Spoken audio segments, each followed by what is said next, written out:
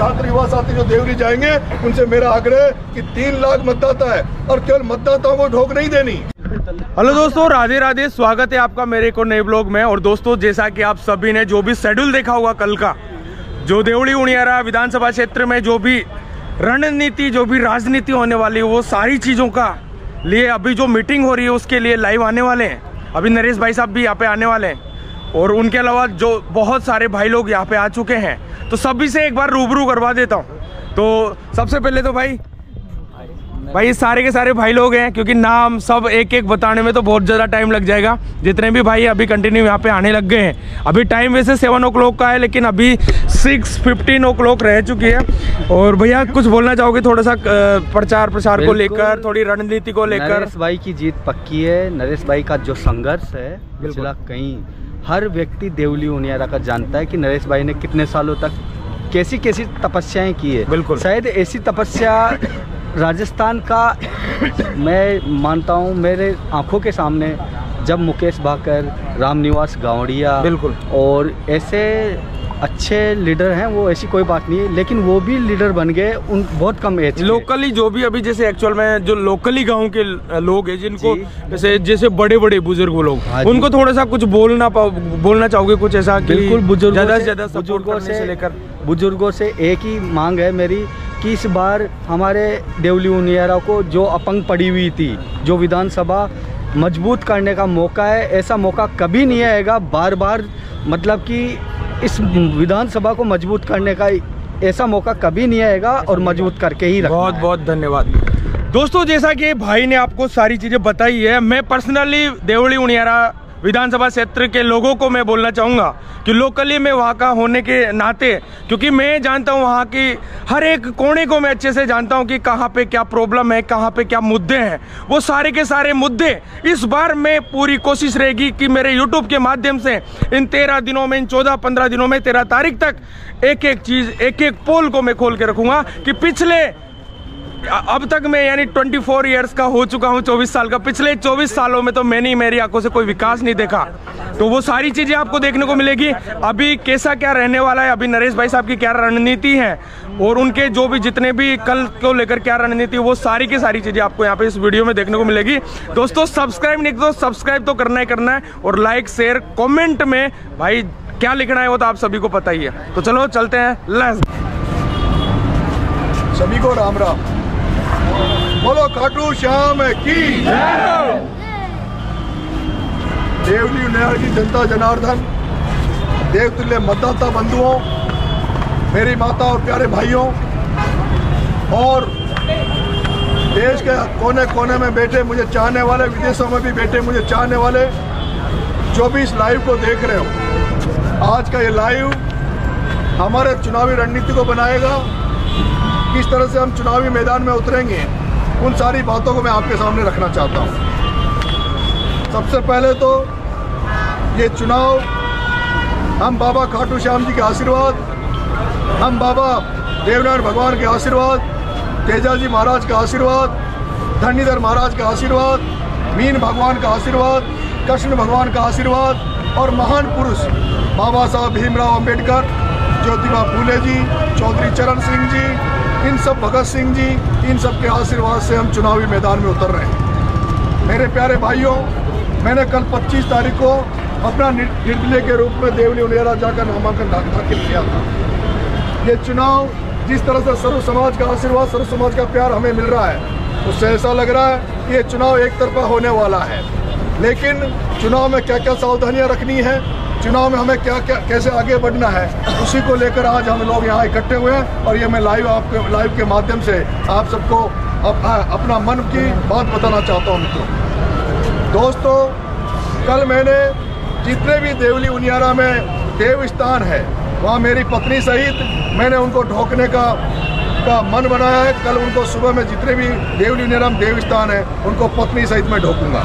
और जो हमारा प्रसिद्ध स्थान है उकलाना गांव में तेजाजी महाराज देलवाड़ भगवान का मंदिर जो है, वहाँ मैं प्रण लूँगा। और मेरा ये मन है कि मैं वहाँ अपने जूते चप्पल उतार कर और पूरे चुनाव तो उगाना, गांव ढाणी हर मतदाता तक पहुँचने का काम करूँ और उनका आशीर्वाद लेने का काम करूँगा। मेरे प्यारे भाइयों, मेरा ये भी मन है कि अगर देवली उनियारा की जनता ने मुझे आशीर्वाद दिया, मुझे जिताया, तो जो काउंटिंग होगी वो टोंक में होगी। और अगर मैं ईश्वर की मेरे पे कृपा रही, सब मतदाता बंधु सब लोगों की मेरे पर आशीर्वाद रहा, तो हमने ये सोचा है, मैंने प्रण लिया, क्योंकि मैं चुनाव के घोषणा के बाद मैं खाटू श्याम जी के दरबार में गया था, मैं ढोक लगा के आया था और मैं कह के आया था कि खाटू बाबा मेरी नैया को पार लगाना, हारे के सहारा मेरी नैया को पार लगाना। अगर मेरी नैया पार लगेगी, मैं चुनाव जीतूंगा, तो काउंटिंग स्थान से सीधा मैं पैदल आपके खाटू दरबार में आकर ढोक लगाऊंगा। मेरे प्यारे भाइयों, अभी दिवाली का समय है और आप सब लोग लालायित हो कि कब हम देवली उनियारा जाएं और चुनाव मैदान में उतरें। मेरे युवा साथियों, जो देवली उनियारा के साथी नहीं है, जो बाहर जो मेरे को सुनने, जो इस चुनाव में आना चाहते हैं, अपना सहयोग करना चाहते हैं, मैदान में मेरी मदद करने के लिए आना चाहते हैं, उनसे मेरा एक आग्रह है, आप दोज के दिन तक आप अपने गांव में रहें, अपने घर में रहें, तैयारी पूरी रखें, लेकिन दिवाली आप सब लोग अपने घर में मनाएं। और दिवाली के बाद दोज के दिन आप सबका मैं देवली में हम कार्यालय में खोल लूँगा, देवली में मैं आप सबका इंतजार करूँगा। मेरे प्यारे भाइयों, लेकिन मेरा विशेष आपसे आग्रह है, हमारी सेना बहुत बड़ी है और इस सेना में ज़्यादातर छात्र है, यूथ है, और ये यूथ और छात्र के दम पर ही आपका भाई चुनावी मैदान में है। आप सब जानते हैं किस तरह से बांग्लादेश में अभी थोड़े दिन पहले छात्र क्रांति हुई और छात्र नेताओं ने और युवा साथियों ने मिलकर वहाँ का जो शेख हसीना का जो प्रधानमंत्री था, उस प्रधानमंत्री का तख्ता पलट करके एक नई सरकार बना दी थी। जिस तरह से बांग्लादेश में सरकार बनी, हम उम्मीद करते हैं लाखों युवा साथी, छात्र साथी राजस्थान में भी चाहते हैं कि दलगत राजनीति से ऊपर उठकर, इस पैसे की धन बल की राजनीति से ऊपर उठकर राजस्थान में भी एक नई राजनीति का उदय हो। राजस्थान में भी इस तरह की राजनीति बने जहाँ युवाओं की बात को सुना जाए, जहाँ छात्रों की समस्याओं को सुना जाए, जहाँ किसानों की समस्याओं को सुना जाए, जहाँ मजदूरों की समस्याओं को सुना जाए, जहाँ शोषित पीड़ितों को समस्याओं को सुना जाए। जिस तरह की आज राजनीति हो गई, आप सबने देखा है किस तरह से टिकट पार्टियों ने बांटे गए,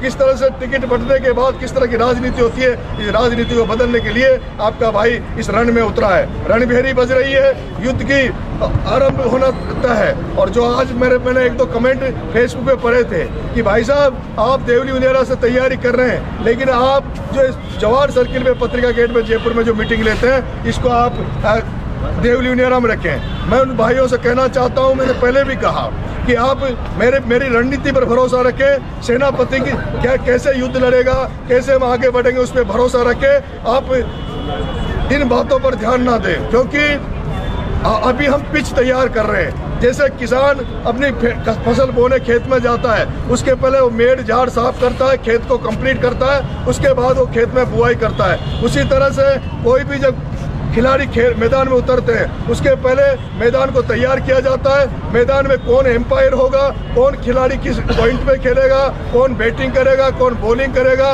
कौन मिड में खेलेगा, और किस तरह से उस पिच को सजाया जाएगा। ये मेरे प्यारे भाइयों, ये पिच को सजाने की तैयारी नरेश मीणा कर रहा है। किस तरह से पिच को हम सजाएंगे, किस तरह से एम्पायर हमें खिलाएंगे, किस तरह से हम बैटिंग बॉलिंग करेंगे, किस तरह से हमारे सारे जो खिलाड़ी बंधु हैं, सारे हम जो टीम है, ये टीम किस तरह से वर्क करेगी। और आपने देखा होगा, मैं कल रात को जैसे ही मैं अलीगढ़, कल हमने नॉमिनेशन डाला था, मैं वहाँ से सीधा जयपुर आया और जयपुर में मैं आज रात भर सोया नहीं हूँ। सीधा रात को मैं भाई साहब हनुमान जी बेनीवाल के यहाँ नागौर पहुँचा और 2 बजे जब मैं आपके दरवाजे पे खड़ा हूँ, रात को 2 बजे भाई साहब ने हमें मिले और बिना कोई प्रश्न किए, बिना कोई बात किए, जिस तरह से उन्होंने आपके भाई को समर्थन दिया, जिस तरह से आशीर्वाद दिया, वो आप सबने रात को सोशल मीडिया पे देखा होगा। और आज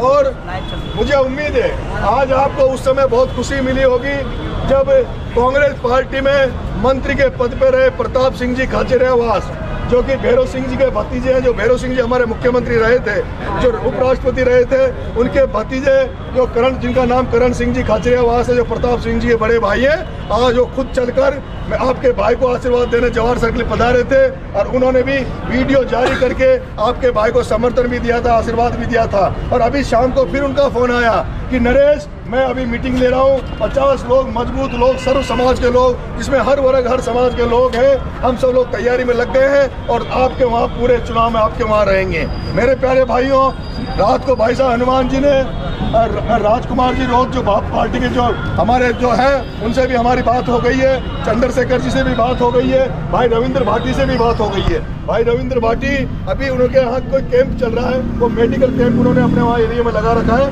उसमें वो व्यस्त हैं। उन्होंने कहा जैसे भाई मैं इससे फ्री होऊंगा मैं आपके चुनाव में पूरा आपके साथ खड़ा हो जाऊंगा।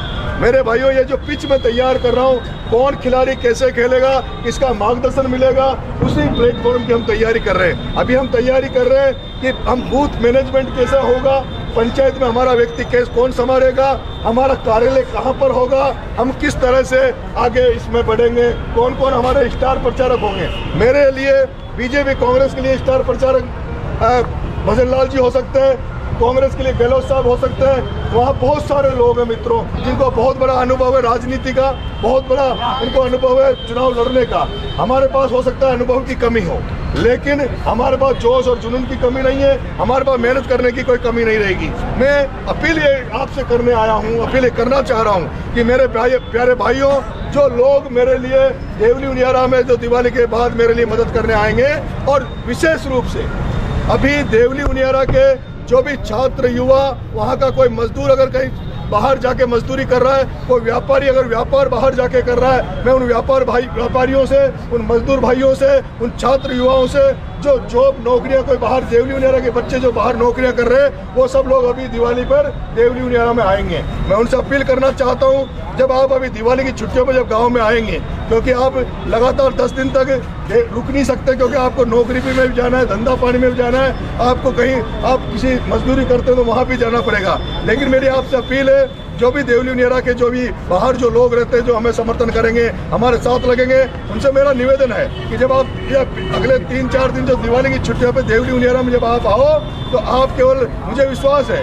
आप अपने घर वालों को मजबूत करके जाओगे, आप घर वालों को कहोगे कि इस बच्चे को आशीर्वाद दो। लेकिन मुझे इतना सा मात्र समर्थन आपका नहीं चाहिए। मैं जो भी युवा साथी, आप सब लोग प्रत्येक गाँव में अपनी टीम बना लीजिए, क्योंकि चुनाव बाहर के वे लड़के आकर, बाहर के युवा साथी आकर हमारा मनोबल बढ़ा सकते हैं, लेकिन वोट तो देवली उनियारा की जनता देगी। वोट में जो मेहनत वहाँ के जो छात्र करेंगे, वहाँ के जो युवा करेंगे, वहाँ के जो लोग करेंगे, वही कामयाब होगी। इसलिए मैं वो जो दिवाली पे जो छुट्टियों में जो लोग जो आएंगे, उनसे मेरी अपील है हाथ जोड़ के कि वो सुबह उठते ही, ये जो 3-4 दिन की दिवाली है, वो दिवाली के राम राम के माध्यम से प्रत्येक घर में जाएंगे और प्रत्येक माता पिता और प्रत्येक गांव के व्यक्ति के ठोक देंगे और उनसे ठोक देकर ये कहेंगे कि कभी हमने सरपंच में किसी में वोट मांगे कि नहीं मांगे, पर हम हमारे भाई के लिए वोट मांग रहे हैं। और उनको गांव में एक भी व्यक्ति को, अगर वो दिवाली पे जो हमें जो छोटे छोटे प्यारे बच्चे हैं जो 18 साल से जिनकी कम उम्र है, जो हमसे प्यार करेंगे, उनका भी सपोर्ट चाहिए, उनका भी साथ चाहिए। मैं चाहूँगा, मेरे मन है कि जो छोटे छोटे बच्चे वहाँ देवली उनियारा में हैं, उनको इस तरह से आप जागरूक करेंगे, उनको इस तरह से ट्रेंड करेंगे कि वो हर दिन 13 तारीख तक जब तक चुनाव होगा, वो शाम के टाइम वो बच्चे नरेश मीणा के नारा लगाते हुए पूरे गांव में घूमेंगे। हर दिन वो बच्चे पूरे गांव में कैंप करेंगे और जो हमारे जो बुजुर्ग लोग हैं, उन बुजुर्ग लोगों का विशेष आशीर्वाद की जरूरत है, उनको कॉन्फिडेंस में लेने की जरूरत है, उनको ये कहने की जरूरत है। हो सकता है बहुत से बुजुर्ग, बहुत से लोग कांग्रेस से जुड़े हो सकते हैं, बीजेपी से जुड़े हो सकते हैं, किसी और दल से जुड़े हुए हो सकते हैं, उनको विश्वास में लेना पड़ेगा। उनको ये कहना पड़ेगा कि आपने बरसों से कांग्रेस को वोट दिया है, बीजेपी को वोट दिया है, हम तो पहली बार आपको निर्दलीय के रूप में हमारे भाई के लिए वोट मांग रहे हैं। इसलिए ये जो दिवाली पे जो भी देवली उनियारा के बाहर जो बसे हुए लोग हैं, वो जो आएंगे, उनसे मेरी अपील है कि वो जितने दिन गांव में रहे छुट्टियों में, एक एक वोट के पास वो पैर पकड़ के दंडवत होकर वोट मांगेंगे। अब मैं उन लोगों से अपील करना चाहता हूं जो दिवाली के बाद मेरी मदद करने के लिए बाहर से वहां पे आएंगे। मुझे भरोसा, जिस तरह से छपरा में हजारों लोग हमारे प्रचार में मेरे लिए गए थे, वो हजारों लोग देवली उनियारा में भी आएंगे। लेकिन मेरे प्यारे भाइयों, हमें अनुशासित रहना है, हमें अनुशासित रहना है, डिसिप्लिन में रहना है। हर व्यक्ति जो हमें वोट दे, वो हर व्यक्ति ये चौराहे पर खड़ियों पे चर्चा करे कि नरेश मीणा की जो सेना है, नरेश मीणा की जो कार्यकर्ता है, वो सभ्य है, वो पढ़े लिखे हैं, वो इस देश में क्रांति लाने वाले लोग हैं, एक नई राजनीति पैदा करने वाले लोग हैं। आपका ड्रेस कोड अच्छा होना चाहिए, आपके कपड़े पहनने का तरीका अच्छा होना चाहिए। और मेरे प्यारे भाइयों, मेरी आपसे अपील है, वैसे तो मेरे जो छात्र युवा साथी जो 90% है, वो ज़्यादातर लोग हमारे लोग नशाखोरी से दूर हैं। लेकिन चुनाव में हमें विशेष ध्यान रखना है, बाहर का व्यक्ति जो भी मेरी टीम में काम करेगा, मेरे प्रचार में लगेगा, उनको शपथ लेनी पड़ेगी, सौगंध खानी पड़ेगी नरेश मीणा की। उनको मेरी उनको कसम है, मेरे बच्चों की कसम है, मेरे बच्चों की कसम है। मैं उनको कसम देता हूं कि 13 तारीख तक कोई भी व्यक्ति नशा नहीं करेगा, कोई भी व्यक्ति शराब पीकर मेरे चुनाव में नहीं रहेगा। ये मैं जो भी कोई भी कार्यकर्ता, कोई भी मेरी टीम में से अगर कोई शराब पीता हुआ नजर आया, कोई इस तरह की कोई गलत हरकत करता हुआ देवली उनियारा की धरती में पाया गया, तो इसका मतलब माना जाएगा कि वो कोई न कोई कांग्रेस बीजेपी से भेजा हुआ व्यक्ति है, वो हमारे चुनाव को डिस्टर्ब करना चाहता है। इसलिए आपको सौगंध सरल जिसको कसम है मेरी कि मेरे चुनाव में जितने भी हजारों लोग आएंगे, ऐसा लगना चाहिए कि ये चुनाव एक नया परिपाटी इस देश में ला रहा है। चुनाव हम बड़े तरीके से लड़ेंगे, मैंने रथ तैयार कर ली है, मोबाइल कैंप हम लगाएंगे।